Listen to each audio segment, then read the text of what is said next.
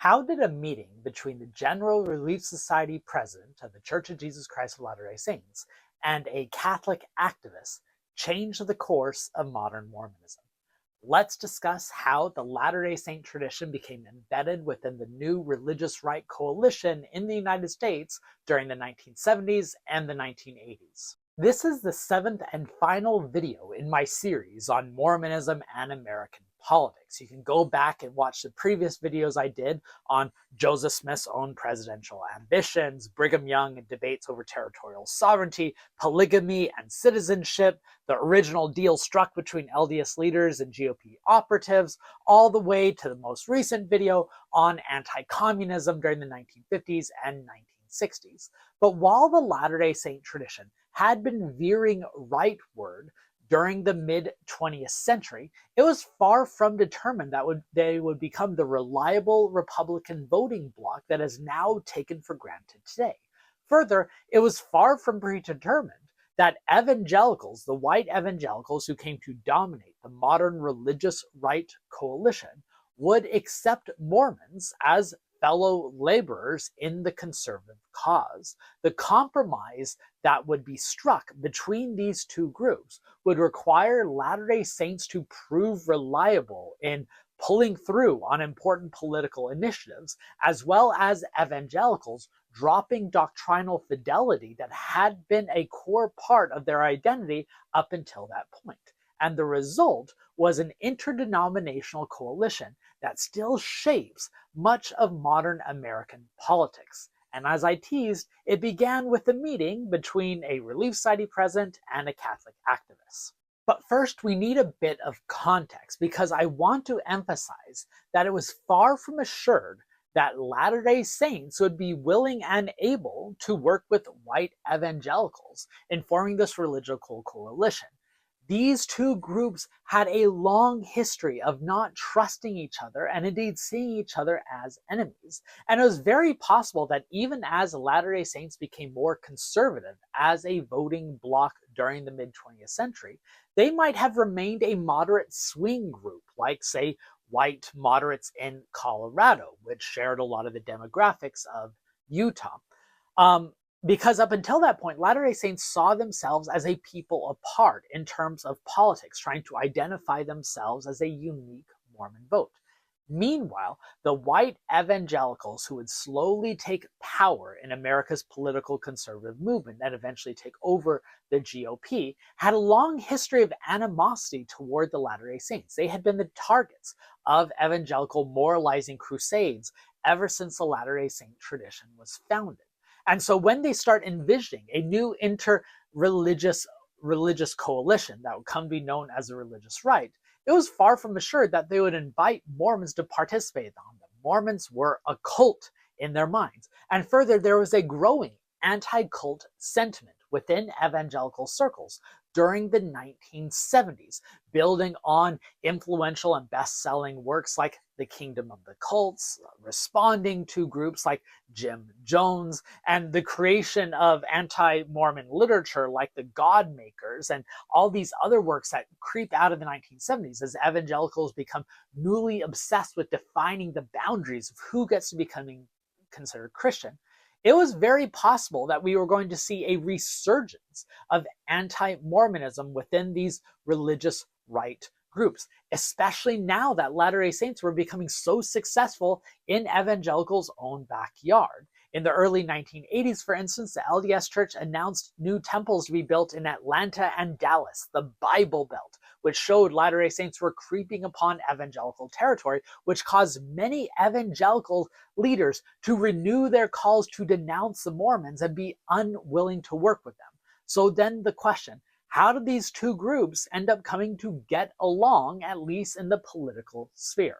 By the way, before we go further, just my reminder that if you haven't subscribed to this channel yet, please do so. Like and share these videos so they can get a broader attention. Every Monday, I try to do these deep dives into historical topics. And now that I'm finishing up my series on Mormonism in the U.S. politics, I have a long laundry list of other topics that you and others have suggested that I want to tackle. And if you want to find a way to give back to this channel to make sure that we can continue devoting this our time, both me and the producer, you can become a member of this channel. And all of you who are already members, I and my producer are deeply, deeply grateful. And the few perks that we offer, I hope, are at least a sign of how much we appreciate your support.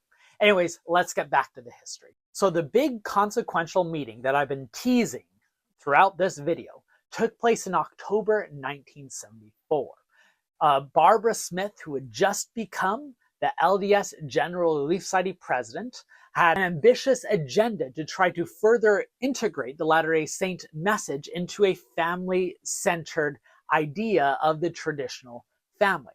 And one of the first meetings she took after becoming the General Relief Society president ended up being one of the most significant. She met with Phyllis Schlafly, this is her, a Catholic activist who is known for her opposition to the Equal Rights Amendment. And that meeting, I argue, is one of the most consequential meetings in Latter-day Saint history, and also a very consequential meeting for just understanding American religion and politics. To understand that, you need to know a bit about the Equal Rights Amendment. And I may do a video in the future focused on this topic because it's so important, consequential, and fascinating.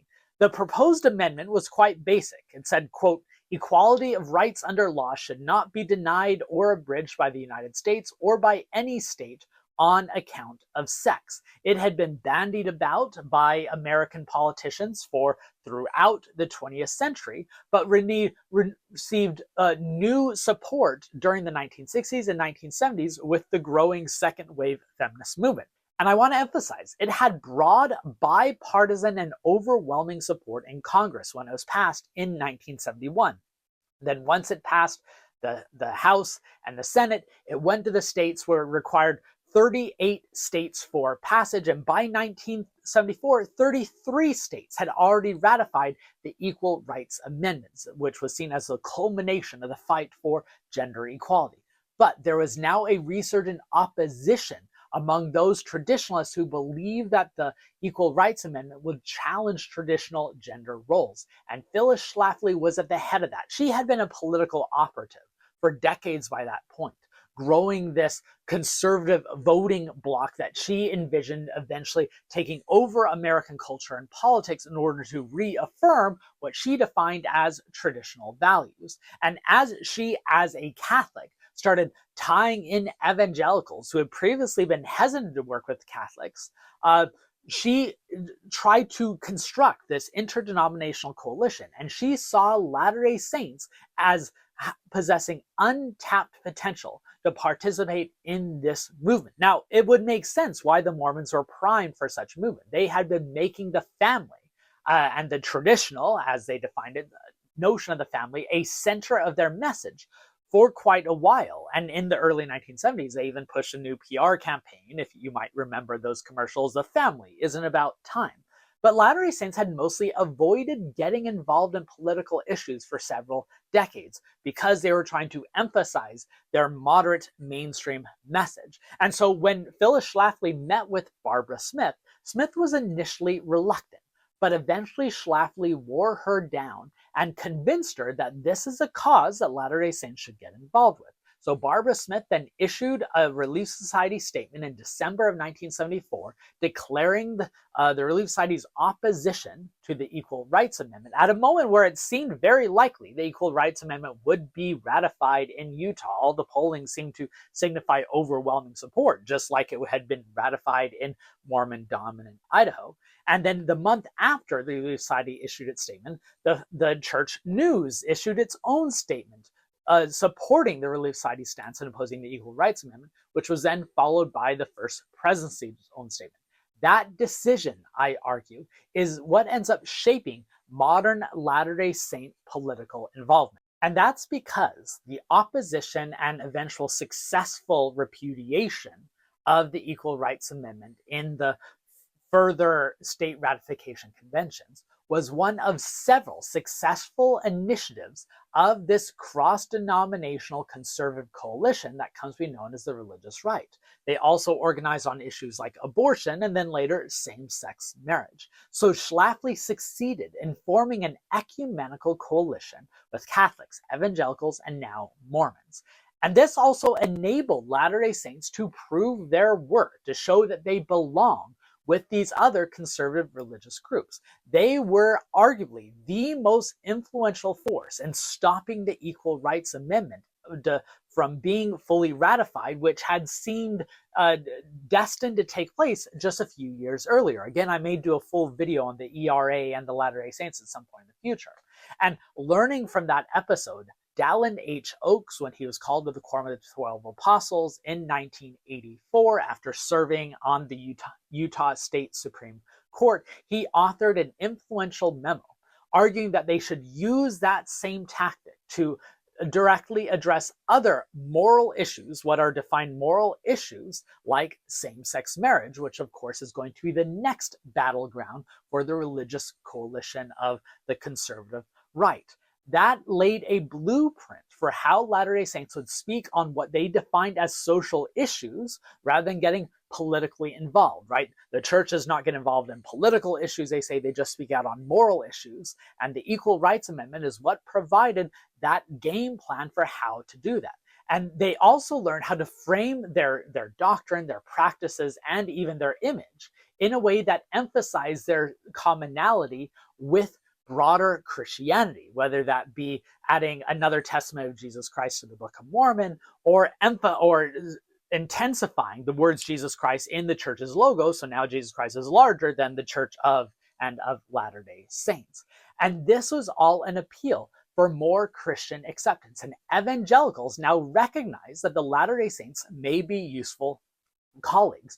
Many of the more prominent evangelical leaders, especially those who had political inclinations, tried to tamp down the anti-cult rhetoric and did not embrace this groundswell of anti-cult sentiment that was directed at the Latter-day Saints. A crucial moment, I argue, was when Pat Robertson, one of the key figures in this new religious right coalition, chose not to air Godmakers on his Christian broadcasting network, a decision not to exemplify that anti-Mormon material that several within their community was heavily pushing. And simultaneously, Jerry Falwell, another crucial figure on the religious right, worked with Cleon Skousen, one of the foremost LDS doctrinal and political right-wing figures during the era, to construct this white Christian nationalism. In other words, these groups that had formerly seen each other as enemies, Mormons and evangelicals, were now willing to work together and with Catholics as political allies in this religious right coalition. Of course, there are some lingering issues that are not fully determined after the formation of this religious right coalition that many now take for granted. Mormons did not fully adopt all major issues like immigration and abortion, which they appeared more moderate, at least for the time, though see my recent video on immigration to see how that's changing. And evangelicals still largely appeared somewhat skeptical toward the Latter-day Saints. I may do future videos on Mitt Romney's presidential campaign and the transformations that we see during the MAGA era, but those concepts are still a bit undefined. They're still tentative. As historians, we like a bit more distance before we can put them in context, which is why I'm not putting a video on that topic in this particular series. But what I hope you saw in this long 7-video series that took up a month and a half of my Mondays, I hope you saw several major lessons concerning the long and windy road that brought us to the present, where it seems the Latter-day Saints are the most reliable Republican voting bloc other than white evangelicals. Throughout these 7 videos, I hope there might have been several moments that surprised you, that emphasized that none of this was predetermined. Please let me know in the comments what surprised you in the series. Let me know what I missed when trying to construct this larger story of Mormonism and American politics, and what lessons you might take from understanding the past in now viewing the present and how that might portend what might come in the future. If you found this video or the series in general useful, please hit the like button and share with others. Subscribe to the channel if you haven't yet, and if you want to give back, you can become a member. I hope this video, like the other videos I do, but especially this series, I hope this series showed that history has never been more relevant than the present, that learning about what came before can help us understand where we are today and perhaps give us some clues on where we're going in the future. These discussions are difficult. Sometimes they cause reckonings. Sometimes they make us question things that we take for granted. But I think we come out better in the end, especially when we can have these shared varieties of facts that allow us a foundation on which to continue on this conversation.